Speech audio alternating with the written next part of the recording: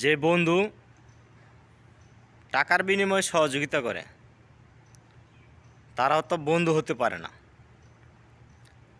একটা জিনিস চিন্তা করে দেখবেন, বন্ধুদেরকে টেস্ট করবেন। টাকা ছাড়া কে, স্বার্থ ছাড়া কে উপকার করে? স্বার্থ ছাড়া যদি কোনো বন্ধু উপকার করে তারা হলো প্রকৃত বন্ধু। যারা টাকার বিনিময়ে উপকার করবে তারা তো বন্ধু হতে পারে না। টাকার বিনিময়ে যে কাউকে দিয়ে আপনি উপকারে স্বীকার করতে পারবেন, যে কাউকে সহযোগিতা নিতে পারবেন। আর যে বন্ধু টাকার বিনিময়ে সহযোগিতা করবে তাদেরকে বন্ধু হিসেবে নেওয়া যাবে না।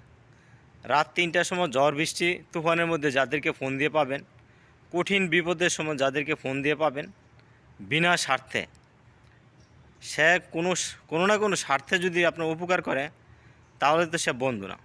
আপনি নিজেও কাউকে সহযোগিতা করবেন বিনা স্বার্থে।